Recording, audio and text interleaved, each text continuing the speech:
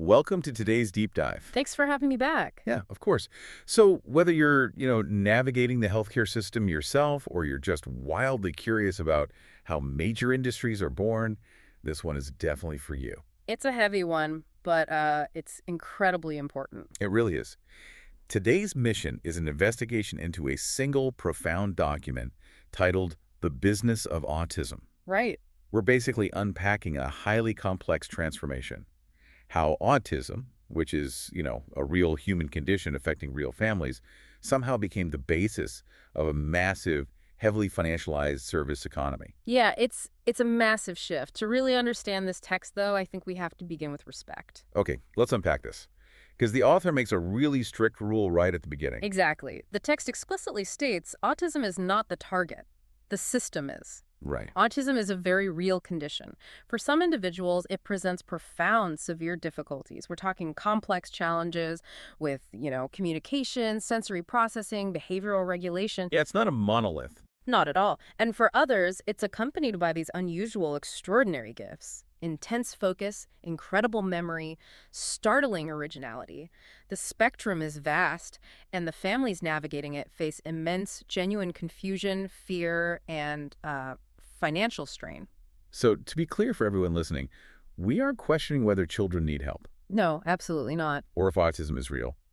We are very intentionally separating the condition itself from the commercial system that sort of formed around it. Yeah, that's the core distinction. The tragedy that the text outlines isn't that autistic children are receiving care or that people are dedicating their lives to helping them. Right, obviously. The tragedy is that a legitimate human need became wrapped up inside a system of explosive diagnosis growth, recurring reimbursement, and frankly, aggressive financial incentives. It's the commercialization of a need. Hmm. And to understand how this became a multi-billion-dollar business, we first have to look at how the quote-unquote customer base grew so dramatically. Yeah, using that term strictly in the economic sense, of course. Right, right. A booming industry needs a booming demographic. And the text points to these staggering CDC statistics. The numbers are wild. They really are. In 2012, autism prevalence in 8-year-olds was 1 in 68, which is about 14.6 per thousand kids. Right. But by 2022, just 10 years later, it was 1 in 31, or 32.2 per thousand. The number's literally more than doubled in a decade. Yeah. And what's fascinating here is that when an epidemiological curve bends that sharply, people usually panic. Like it's a sudden biological crisis. Exactly. They look for an environmental trigger or a sudden mutation. But the text shows this wasn't a sudden biological explosion at all. It was an administrative shift. Yes, a diagnostic shift. The system fundamentally changed how it counted. The boundaries of the condition were renegotiated. Like a shift in paperwork rather than human biology. Right. Let's look at the mechanics of this using the California studies cited in the text. There's this concept of milder case inclusion. Which means what exactly? Well, epidemiologists Irva Hertz-Picciotto and Lisa Dellich did this huge study on the rise in caseloads, and they found that just including milder cases accounted for 56% of the studied increase. Wait, 56%? Over half the growth was just a wider diagnostic umbrella? Yeah, exactly. A child who, in, say, 1995, might have just been called socially awkward or eccentric or maybe just quiet. By 2015, they're meeting the clinical threshold for the spectrum. You got it.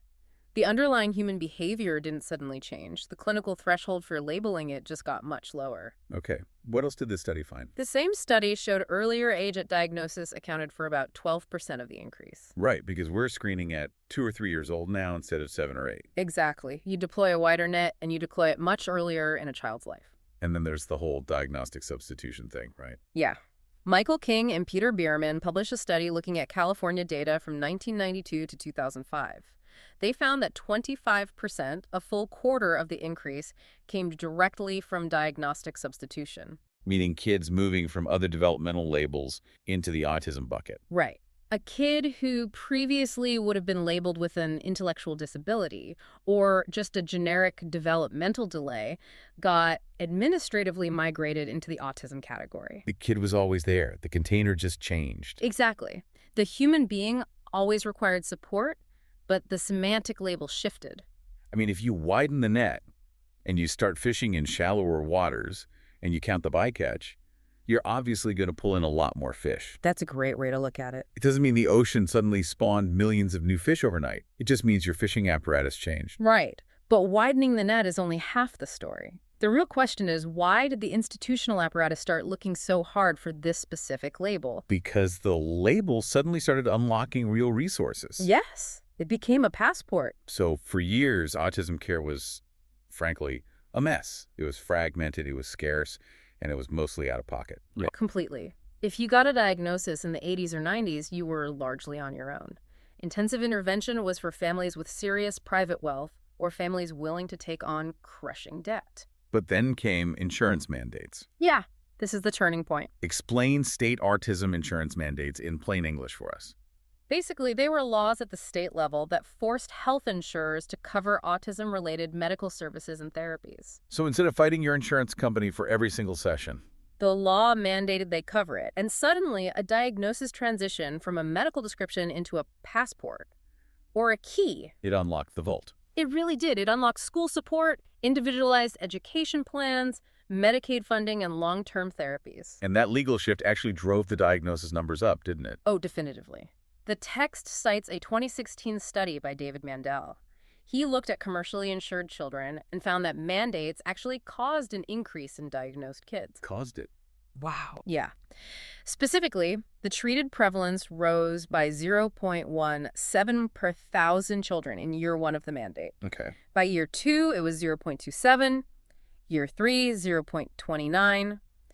The legislative requirement to pay for the care actively expanded the population seeking the diagnosis. Think about what this means for you if you're a parent listening to this. You have a child who clearly needs help. Right. A generic developmental delay label gets you absolutely nowhere. Maybe a wait list, Exactly. but an autism label gets your child covered therapies.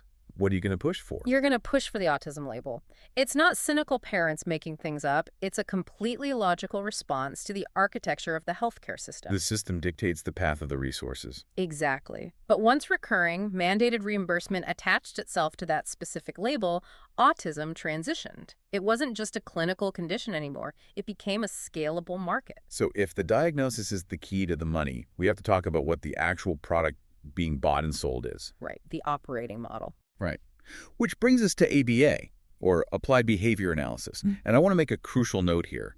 We are not debating the clinical or moral merits of ABA therapy itself today. No, the text strictly avoids that, and so are we. There are robust debates within the neurodivergent community about ABA, but that's a different discussion. We're looking at ABA purely as an operating model, an economic engine. And viewed through that lens, ABA is the perfect financial engine Why is that? because it relies on 2 incredibly lucrative variables, volume and duration. High hours for a long time. Exactly. Most medical interventions are episodic. You break an arm, you get a cast, you heal, you exit the billing cycle. Right, you're not getting arm therapy for the rest of your life. But ABA is chronic. The text points out that treatment plans frequently require 10, 20, sometimes up to 40 hours of therapy a week. 40 hours a week for a child, that's a full-time job. It is. And it doesn't just last a few weeks. It goes on for months or years. So one patient generates a continuous stream of billable hours indefinitely. That is wildly predictable revenue. It is. But the real genius, financially speaking, is the labor architecture. The text calls it the labor pyramid. Here's where it gets really interesting.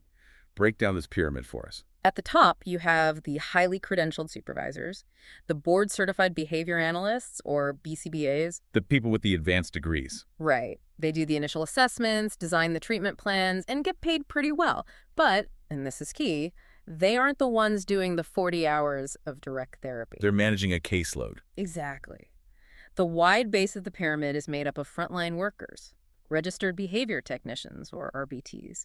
They deliver the actual day-to-day billable hours. And the text points out that the requirements to be an RBT can be staggeringly minimal. We're talking a high school diploma and maybe a 40-hour training course. Yeah, and because the requirements are low, the pay is low, often less than $20 an hour.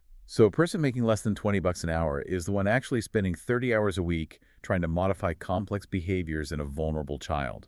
Yes, and the margin, the profit, is created in the spread between the high reimbursement rate billed to insurance and that low wage paid to the technician. So the clinic bills, what, 120 bucks an hour? Sure, 120, 150. And they pay the RBT 18. Wow. You have high authorized hours, cheap labor, and high reimbursement. It's a highly scalable business. It's basically a recurring subscription model funded by healthcare dollars. And once you have a scalable model with recurring revenue, and you suddenly introduce billions of dollars of public money, you get a gold rush. A massive one, Yeah. driven largely by Medicaid. Right. Let's look at the financial surge here. The text drops some wild numbers from a Wall Street Journal investigation. The Medicaid spending numbers are unbelievable. Direct Medicaid payments to autism therapy providers skyrocketed from $660 million in 2019 to $2.2 billion in 2023. That's a tripling in just 4 years, 233% increase. Just massive amounts of capital flooding a fragmented market. And when $2.2 billion floods a system built on that labor pyramid, the operational incentives warp very quickly. It's not just about more kids getting care anymore. It's about more hours per kid. Exactly. The Wall Street Journal looked at utilization rates. The national average for Medicaid billing was about 14 hours a week per child.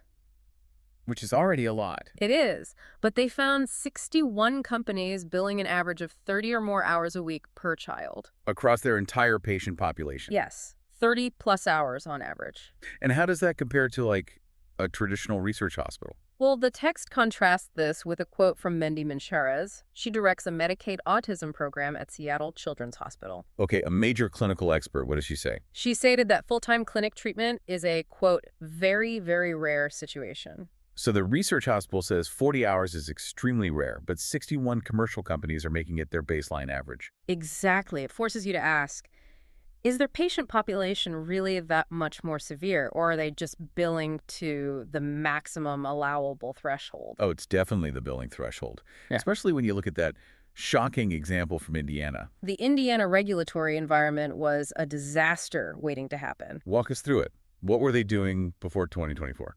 Before a regulatory overhaul, Indiana Medicaid operated on a deeply flawed policy. The state basically said, providers, you set your own list price, and we will reimburse you 40% of whatever you bill us. Which is just a structural invitation to inflate your prices infinitely. Of course. If I know you'll pay 40% of my bill, I'm going to make the bill as high as physically possible. So what did providers do? They started charging Medicaid rates up to $640 an hour. An hour. Yes. So even at 40%, the state is paying over $250 an hour for therapy delivered by a technician making $20 an hour. That's insane. And the text mentions a specific company, Piece by Piece Autism Centers. Yeah. In 2023, the state paid piece by piece $29 million. For how many patients? Just 84 patients. Wait, 29 million divided by 84. That's averaging $340,000 per child. In a single 12-month period, funded entirely by public tax dollars. That doesn't even sound like healthcare anymore. It sounds like an extraction vehicle. That's exactly what it became. And obviously, this kind of extreme billing attracts federal oversight.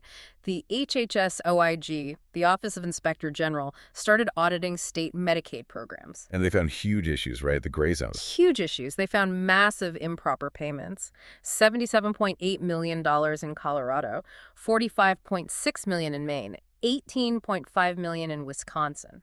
But explain what they mean by improper payments, because it's not usually cartoonish mustache-twirling fraud, is it? No, it's rarely making up fake kids or billing for 30 hours in a 24-hour day. Right. Most of it happens in the gray zone. It's stretching the rules. Systemic documentation failures. Billing for frontline staff who haven't finished their background checks yet. Or keeping a kid at 40 hours a week long after they don't need it, just because the state authorized it a year ago. Exactly. It's the natural byproduct of operating a high-volume business at maximum velocity. Compliance becomes secondary to growth and billing. Let me push back here for a second on behalf of the listener. Sure. So what does all this mean for the kids? If the money is flowing and the hours are high, aren't they just getting more care? Is overbilling really a problem if the child is ultimately being helped? That's the defense the industry uses. But it brings us to the darkest, most uncomfortable part of the text. Okay. When does the pursuit of billable hours compromise the care itself? More hours do not equal better care if those hours are clinically unnecessary. Or if they're just exhausting for a toddler. Exactly. The author has this sentence that's incredibly hard to read, but so true. A child can be loved by a family, genuinely helped by some services, and still function as a revenue stream inside the business model built around that child. Wow, functioning as a revenue stream. That strips away all the sentimentality. It does. Because if a clinic's financial projections require a certain utilization rate to meet payroll, the clinical decisions start getting reverse engineered to meet those financial targets. So reducing a kid from 35 hours to 10 hours hurts the bottom line. Right. The incentive to find a medical excuse to keep them at 35 hours becomes overwhelming. The child stops being just a patient and becomes an economic asset that needs to be optimized. The text calls this a clash of vocabularies, right? Yes. The language of care provides moral cover for the language of commerce. What does that look like in practice? Well, when the clinic director talks to the parents, the vocabulary is compassionate. It's comprehensive, intensive, evidence-based care. Right, clinical terms. But in the back office, in the management meetings, the business runs on terms like throughput, utilization, retention, and labor cost management. Throughput. That starts sounding less like a doctor's office and more like a logistics factory. It really does. It's an industrial manufacturing term. When you treat pediatric healthcare like a conveyor belt, it changes the fundamental relationship between provider and patient. And it puts the parents in an impossible bind. Immense emotional pressure. Parents don't know the reimbursement rules or the standard staffing ratios or what an RBT makes. They just received a life-altering diagnosis. They're terrified. Terrified. So if a clinic director tells them that dropping from 35 hours to 15 hours means giving up on their child, Oh man, what parent's going to say no to that? none of them. They are cornered. Even if the clinic's real motivation is to keep utilization high to hit a revenue target, the parents assume it's entirely medically necessary. The clinic has total moral cover. The text highlights a specific example of this high-intensity model. Action Behavior Centers. Yeah, they're a private equity-backed operator. And the reporting shows that in 2023, they billed Colorado Medicaid an average of 33 hours a week per patient. Over 75% of their patients there were getting full-time therapy. Right. And again, not every hour is fraudulent, but when an industry heavily rewards maximum utilization and cheap labor, the corporate entities naturally evolve to provide exactly that. And once a fragmented industry proves it can generate recurring, scalable revenue out of a vulnerable population with weak government oversight, Wall Street definitely notices. They absolutely do. Which leads us to the culmination of all this, private equity and the roll-up era. Let's define private equity, or PE, just in plain English for anyone who isn't living in the finance world. Sure. PE firms are investment vehicles. They buy companies, scale them up, aggressively cut costs or optimize operations, and then try to sell them for a massive profit a few years later. And in a fragmented market like autism clinics, where it's a bunch of local mom-and-pop shops, their favorite strategy is the roll-up. Right. They buy one strong regional clinic, they call that the platform, then they use debt to gobble up dozens of smaller competitors in the area and bolt them onto the platform to create a massive chain. It's all about multiple arbitrage, right? Buying small for cheap and selling the consolidated giant for a premium. Exactly. Centralize the billing, standardize the HR, and turn a scattered network into a highly leveraged corporate machine. And the data on this is just wild. The text shares a 2026 study from JAMO Pediatrics. It's a huge study. They found 574 PE-acquired autism sites across 42 states between 2015 and 2024. And that was the result of 147 distinct corporate acquisitions. So the timeline is the crazy part. Almost 80% of those acquisitions happened between 2018 and 2022. If we connect this to the bigger picture, that timeline perfectly matches the explosion of Medicaid funding we talked about earlier. The gold rush. Right. PE didn't suddenly get altruistic in 2018. They deployed capital because the regulatory environment matured to support massive extraction. And the JAMA study actually proved that PE didn't just enter randomly. No, they were highly strategic. The study showed that if a state ranked in the top third for autism prevalence, there was a 24% higher likelihood of PE entering that market. They went where the diagnosis and the payment environments were the absolute most favorable. They read the policy landscape like a treasure map. But this forces us to ask the critical question. How does a corporate roll-up actually change the care a kid receives in the room? Like, if the RBT is still doing the therapy, does the ownership structure really matter? It changes everything because the locus of decision-making shifts. How so? In a locally owned clinic, The owner might take a lower profit margin one quarter to keep a really experienced tech on staff, or to let a burned-out kid reduce their hours. They can prioritize the local reality. Right. But in a PE-backed platform, decisions move from local clinicians to corporate boards. The financial pressure from the debt structure dictates the operation. Margin pressure. Exactly. There is intense pressure to replace expensive, experienced staff with cheaper entry-level RBTs. Pressure to eliminate any non-billable downtime. Pressure to keep every kid at maximum authorized hours. It becomes a corporate mandate, not a clinical recommendation. Yes. Yeah. Highly individualized care is hard to scale, so they standardize everything. The clinic might look the same from the outside, but the internal mechanics are completely locked into generating operational leverage. Capital didn't enter to admire the field. It entered to use it. That is the ultimate logic of the system. Wow. Okay, we've covered incredible ground today. We've gone from a broadening medical definition to a passport for insurance to an ABA economic engine, To a Medicaid gold rush. and finally to a private equity roll-up. It's a journey. But the takeaway here has to be clear and unsentimental. Right. This is not a story of a fake condition, and it's not a story of entirely corrupt providers. There are amazing people doing vital work in this field. The tragedy is the coexistence. It's a coexistence of real help and real exploitation happening at the same time, within the same system. The commercial apparatus learned how to aggressively monetize a vulnerable population. And the text leaves the listener with this really profound core question. Is the system you're looking at organized around the child, or around everything that can be built, scaled, and sold around the child? Which leads to one final thought for everyone listening to ponder. If we've built a society where the only way to guarantee support for a vulnerable person is to turn them into a lucrative financial asset for private equity, Oh, man. what happens to the people whose needs aren't profitable to treat? If your disability can't be standardized into 40 billable hours of cheap labor, do you just fall through the cracks? That is a chilling thought. What happens when the system doesn't view your need as a commodity? It can scale. They get left behind. Something to think about. Until next time, keep digging.